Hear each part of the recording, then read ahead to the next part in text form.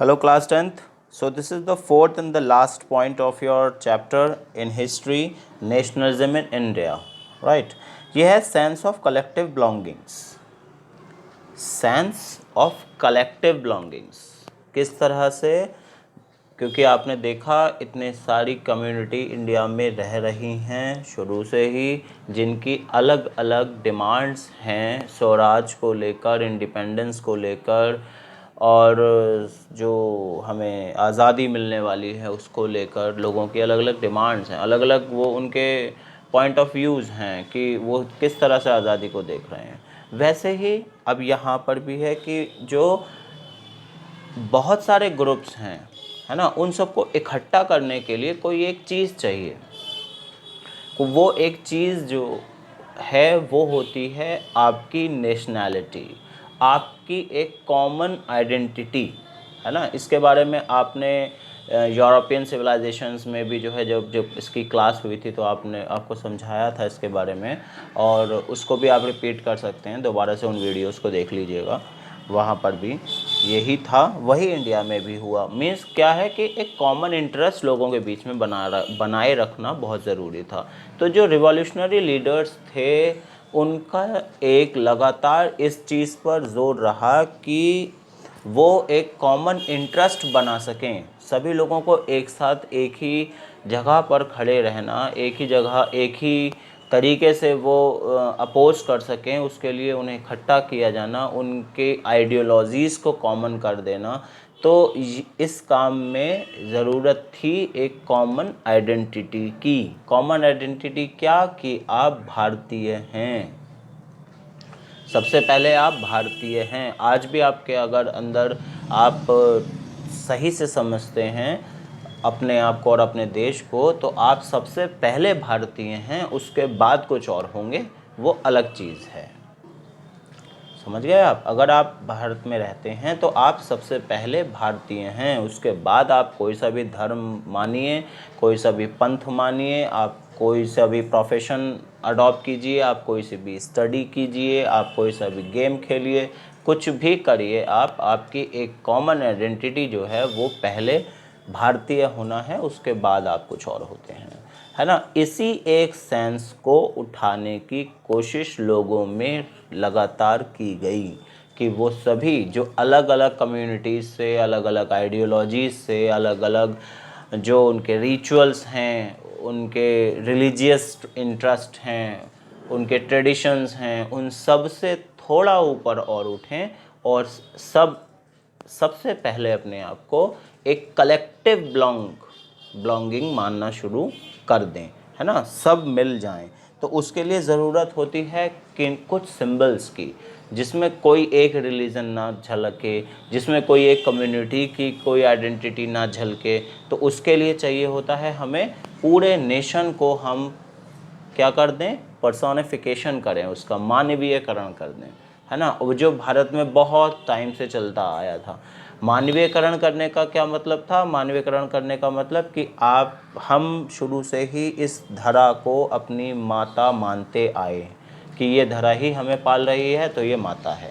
अगर वैसे भी आप बहुत गहरे में सोचें तो सच में ही ये धरा जो है वो हमारी माँ की तरह है। तो भारत माता जो एक सेंस बन के आया, भारत माता, वो लिया गया। उसमें बहुत सारे पेंटर्स ने पेंटिंग्स बनाई, उसमें पूरे इंडिया के जो मैप के अंदर भारत माता को खड़े हुए दिखाया, उनको सन्यासी की तरह से दिखाया था पहले चट्टोपाध्याय ने, उसके बाद फिर उसे और मॉडिफाई किया गया और लोगों तक पहुंचाने की कोशिश की गई। तो ये लगातार जो है एक ग्रुप इस तरह से चलता रहा, है ना। और दूसरी एक और बात कि लोगों तक अब जो है ये बात कैसे पहुंचाई जाए कि आप पहले भारतीय हैं या जो भी कुछ है, आप किस तरह से फील करवाते हैं इस चीज़ को। तो उसमें एक जो सॉल्यूशन था वो ये लिया गया कि सभी लोगों को अपनी हिस्ट्री के बारे में पता होना चाहिए, वो किस चीज़ पर प्राउड करें, है ना, कि हम भारतीय हैं, हमें इस बात का प्राउड है। तो वो प्राउड कैसे हो पाता है? ताकि जब हम अपनी हिस्ट्री देखते हैं कि यही वो देश है जहाँ पर आयुर्वेद लिखा गया था, यही वो देश है जिसने सबसे पहले आर्यभट्ट जो यहाँ के मैथमेटिशियन हुए इंडिया के, उन्होंने पूरे सोलर सिस्टम के डिस्टेंस लिख दिए, सबका सरकमफेरेंस लिख दिया, आपस में दूरी कितनी कितनी है, हर एक जो प्लैनेट्स हैं और सैटेलाइट्स हैं उनके बारे में सब कुछ, उनके जो संहिता है, आर्य संहिता आर्यभट्ट की, है ना, वो उसमें सब लिखा हुआ है। तो वो जो मैथ इतना ज़्यादा हमारे यहाँ डेवलप था, हमारे यहाँ चरक थे जिन्होंने प्लास्टिक सर्जरी किया, है ना, और पतंजलि हुए जिन्होंने आयुर्वेद दिया, इतना बड़ा योग जो दिया पूरा उन्होंने दिया, है ना। एरोप्लेन बनाना भी इंडिया में पहली बार यहाँ पे बना। अगर आप और पीछे जाइए तो हर तरीके का वेपन इंडिया में बन चुका, है ना। इसलिए पूरी दुनिया जो है ये कहती है कि हम रिसर्च कर रहे हैं, क्योंकि सर्च तो इंडिया कर चुका है ना। एक बहुत बड़े राइटर यहाँ ब्रिटेन के हुए, तो वो जब इंडिया में आए थे तो उन्होंने कहा कि दुनिया में जो भी कुछ हो सकता है, किसी भी फील्ड में कोई भी डेवलपमेंट हो सकता है, वो इंडिया में हो चुका है। चाहे तो बिल्डिंग बनाने की बात देख लीजिए कि हमारे जो मंदिर कब के बने हुए हैं, कितने पुराने टाइम के, गुप्त एम्पायर के, चोल एम्पायर के टाइम के जो मंदिर बने हुए हैं, उनके महल बने हुए हैं, वो आज तक वैसे ही खड़े हैं। कितने आंधी तूफान आ जाइए, कुछ नहीं हुआ। दीवारों पर पेंटिंग बनाना, पत्थरों को की नक्काशी करना, छतों की नक्काशी इस हिसाब से की गई है। एक एक तरीके से एक मैथमेटिकल जो एक इंस्ट्रूमेंट खड़े कर दिए हैं। जंतर मंतर को देखिए, वो पूरा सन डायल है, पूरी बिल्डिंग सन डायल है, उससे वो खड़े होकर आप उससे समय बता सकते हैं, है ना। कोंकण का टेंपल देखिए, सन के जो राइजिंग पॉइंट है कि यहाँ पर सूर्य उदय होगा, वहीं पर वो गेट बना हुआ है, सन उसमें से उगता हुआ दिखता है।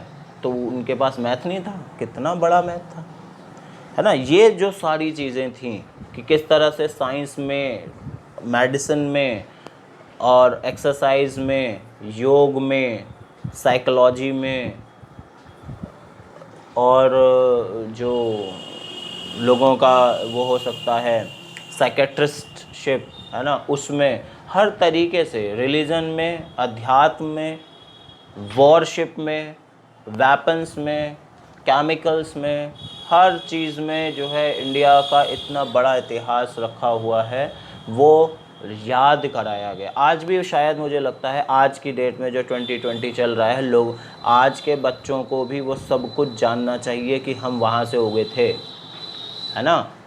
बाकी जितने और विदेशी हमारे यहाँ आए, हम उनका इतिहास पढ़ें, उससे वो हमारा इतिहास नहीं है, वो है उससे पहले वाला, और जिसको ख़त्म करवा दिया गया था, है ना।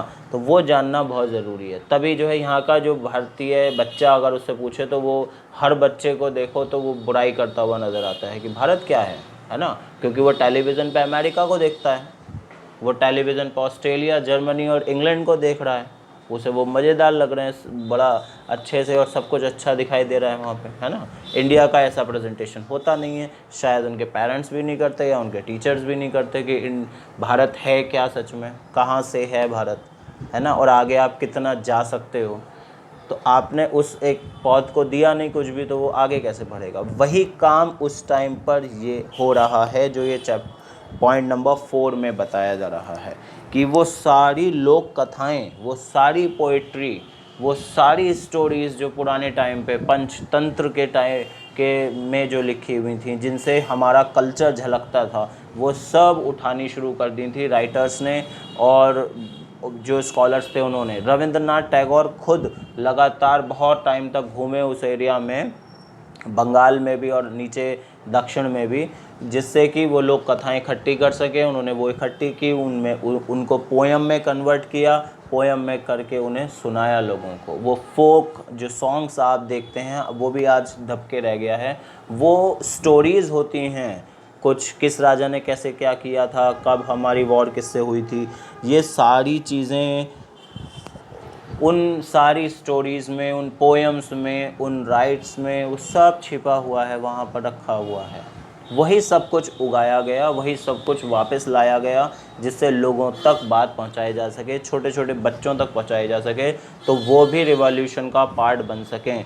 वो वेस्टर्न कल्चर के कि साहब कोट सूट पहनने वाला इंसान सिविल होता है, वो उस सोच में ना चले जाएं, है ना। ब्रिटिशर्स ने यही सोच हम पर अप्लाई करने की कोशिश की थी लगातार, और हमारी एजुकेशन सिस्टम को ख़त्म किया था, बिल्कुल बुरी तरह से उधेड़-बुन कर दिया था पूरे भारत में एजुकेशन सिस्टम, है ना। वहाँ के जो यहाँ के जो गवर्नर बनाए गए थे, उन्होंने ब्रिटिश पार्लियामेंट में खड़े होकर ये बात कही थी कि अगर भारत को ख़त्म करना है तो उसका सिर्फ एक रास्ता है कि उनका एजुकेशन सिस्टम ख़त्म कर दो, और एजुकेशन सिस्टम पर ही वार किया उन्होंने। हमारी स्कूलिंग को ख़त्म कर दिया, जो आश्रम चलते थे उनको ख़त्म कर दिया, बच्चों ने पैर छूना ही बंद कर दिया, माँ बाप के नहीं छूते।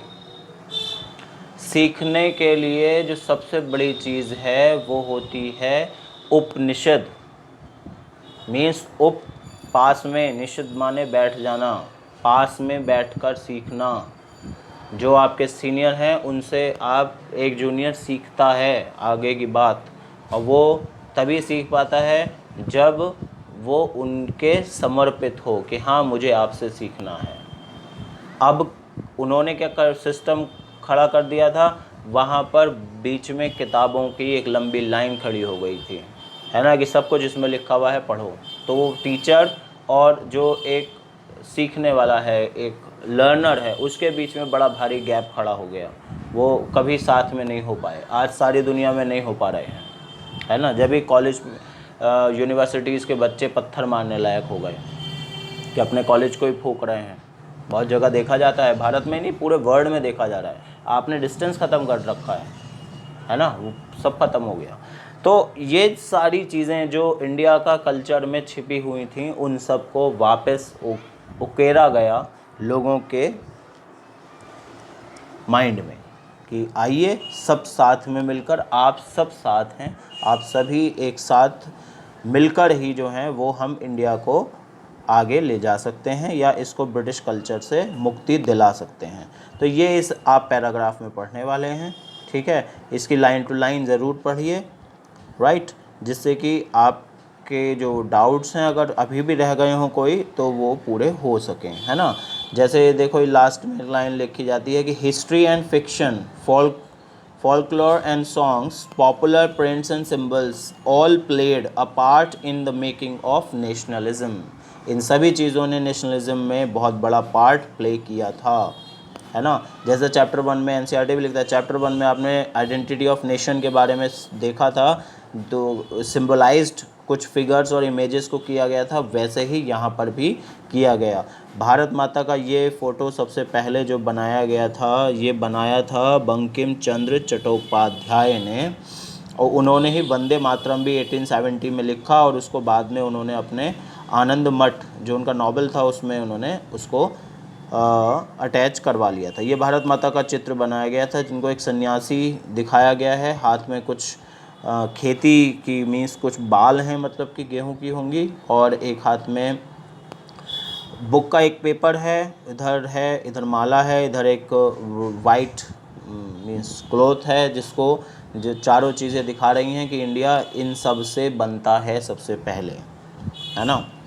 तो ये एक बिलोंगिंग स्टार्ट करने की कोशिश की गई थी, है ना। भारत माता एक वर्ड लिया गया, और वर्ड ही नहीं था, ये वाकई में जो है एक आइडियोलॉजी थी, एक सोच थी, और जिसने बहुत ज़्यादा इंडिया को एक साथ खड़ा कर दिया था, है ना। जिसने एक डिवोशन पैदा कर दिया था कि हाँ हम भारतीय हैं और भारत माता की पूजा हमारा सबसे पहला काम है, उसके बाद हम अपने रिचुअल्स की तरफ जा सकते हैं, राइट। तो ये सब कुछ है इस पैराग्राफ में। आप रविंद्रनाथ टैगोर के बारे में देख लीजिएगा, उन्होंने जितने भी राइम्स, मिथ्स और जो बैलेट्स, है ना, जो लोक कथाएँ और गीत होते थे उस टाइम पे, वो सब कुछ इकट्ठा किए और आगे तक वो उनको लोगों तक लेके गए, जिससे कि आसानी से लोग अपने हिस्ट्री को समझ सकें, और हिस्ट्री को समझेंगे, उसको जानेंगे कि हम वहाँ से आए हैं, जो लोग इतना सब कुछ हमारे पूर्वज, हमारे एंसेस्टर्स कर चुके हैं, हम वो दोबारा से कर सकते हैं। हमारे अंदर वो डीएनए अभी भी है, राइट। तो वही चीज़ दोबारा उगाने की कोशिश है।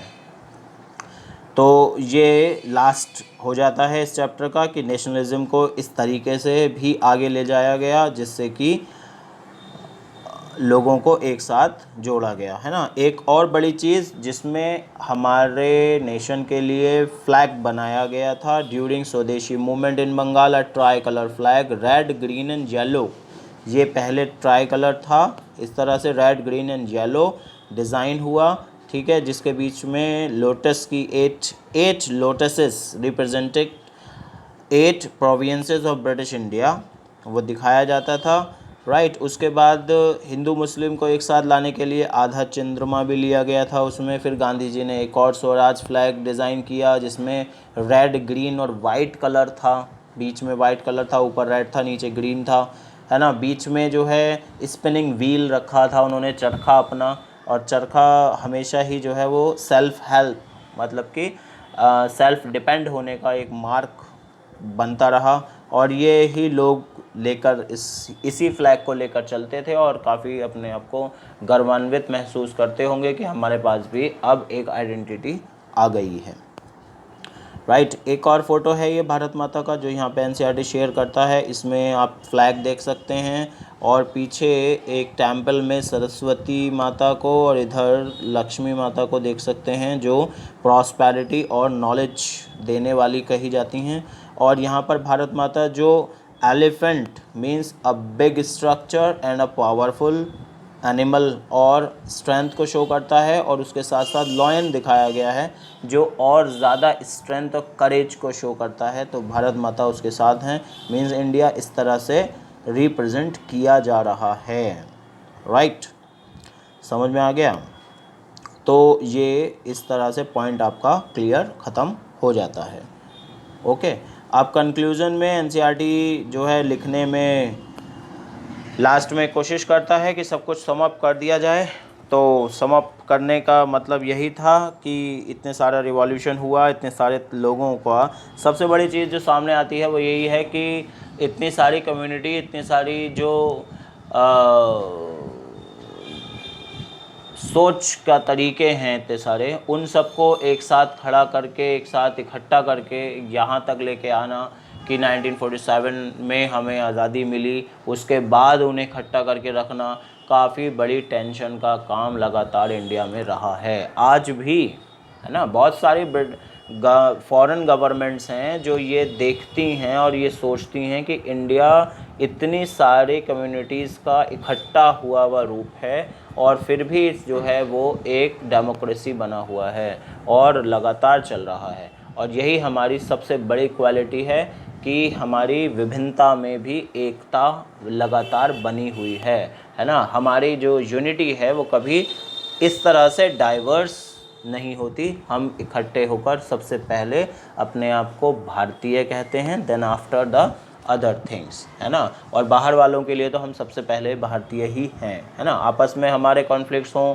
नहीं हो वो अलग बात है, होते हैं, ख़त्म हो जाते हैं, चलते रहते हैं, वो जनरली हर एक कंट्री के अंदर होता है ना, वो चलता रहता है। वैसा ही इंडिया में भी था, कॉन्फ्लिक्ट्स भी हुए।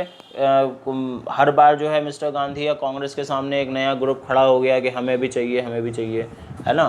तो उन सबको सम अप कर लिया गया, कोशिश की गई कि सब लोग एक साथ ही रहें और वो रहे भी, है ना। आज भी जो है वो एक बेवकूफ़ी जो है उन लोगों ने कुछ ने की थी जिसकी वजह से अलग कंट्री वो उन्होंने बना ली और आज उनकी बुरी हालत है ही, आप देख ही रहे हैं, है ना।